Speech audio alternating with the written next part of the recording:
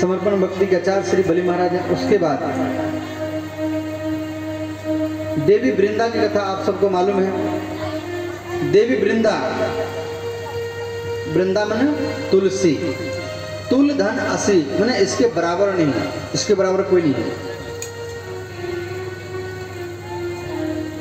तो ये तुलसी जो पहले वृंदा था और ये वृंदा बद्रीनाथ में तपस्या कर रही थी भगवान विष्णु को पति के रूप में, भगवान श्री कृष्ण को पति के रूप में प्राप्त करने के लिए।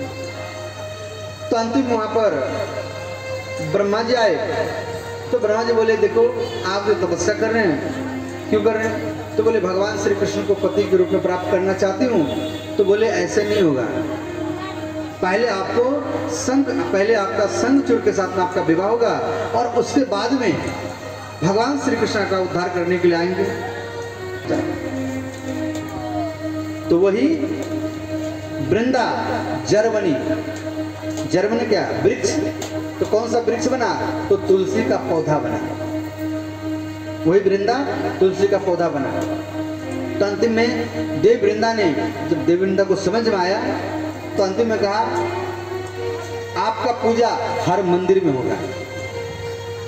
तो पाषाण जो बना था, पत्थर जो बना था, तो वही भगवान विष्णु शालिग्राम भगवान के रूप में आए, जो आपके घर में आप पूजा करते हैं और वैष्णव लोग मंदिर में पूजा करते हैं शालिग्राम भगवान का। और ये शालिग्राम भगवान कहाँ आते हैं? तो गंडक नदी में, आपके बिहार में गंडक नदी बहती है खगड़िया जिला में, जो भूमियार का बस्ती है। और वहीं पर ये गंडक नदी, इसको नारायणी नदी भी कहा जाता है, भगवान विष्णु के चरण से निकली है, इसको नारायणी नदी भी कहा जाता है। तो अंतिम में भगवान भी बोले जो आपका भी पूजा हर घर में होगा। तभी तुलसी का पूजा आप लोग करते हैं, तुलसी का पूजा आप लोग करते हैं। तो ये कथा कहाँ से शुरू हुआ आपको तो मालूम पड़ गया। तो अंतिम में तो श्री प्रहलाद अपने पिताजी को ये 9 प्रकार के जैसे ही भक्ति सुना, दूसरा का भक्ति करता है। तो अंत में फिर भी प्रहलाद जी नहीं मर रहे हैं। प्रहलाद जी क्यों नहीं मर रहे हैं? तो प्रहलाद जी माँ के घर में रह करके भागवत कथा सुना था, इसीलिए प्रहलाद जी का मृत्यु नहीं हो रहा है। तो अंतिम में हिरण्यकश्यप आया और कहा प्रहलाद मैं तुझे मार रहा हूं, तुम मरता क्यों नहीं है? तो बोले आप मुझे क्यों मारेंगे? आप मुझे नहीं मार रहे हैं, आपके अंदर में रह करके जो मुझे मार रहा है वही मेरे अंदर में रह करके मुझे बचा रहा है। मारने वाला भगवान और बचाने वाला भगवान। बाल न बाका होता जिसका रक्षक कृपा निधान, मारने वाला है भगवान, बचाने वाला है भगवान। आप क्यों मारेंगे मुझे?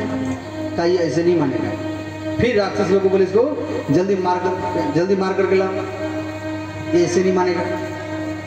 तो अंतिम में वहां पर होलिका आ गई और होलिका बोली भैया आप इतना चिंतित क्यों हैं? बोले होलिके मैं इसको मार रहा हूं, ये मर नहीं रहा, मैं हड्डी को सुखा करके तपस्या किया और ब्रह्मा जी को कहा जो मुझे आप। बोले वाह, तो ठीक है ले जाओ। तो अंतिम में राक्षस लोग को बोले तुम लोग लकड़ी कंडा इकट्ठा करो। तो राक्षस लोग के बहुत लकड़ी कंडा इकट्ठा किए और फिर चादर को ओढ़ करके प्रहलाद को गोद में लेकर के तो लकड़ी के ऊपर बैठ गए। अब राक्षस लोग को बोले तुम लोग आग लगाओ। तो राक्षस लोग आग लगाए तो आग जलने लगा। तो धीरे धीरे पूतना का चद्दर जलने लगा।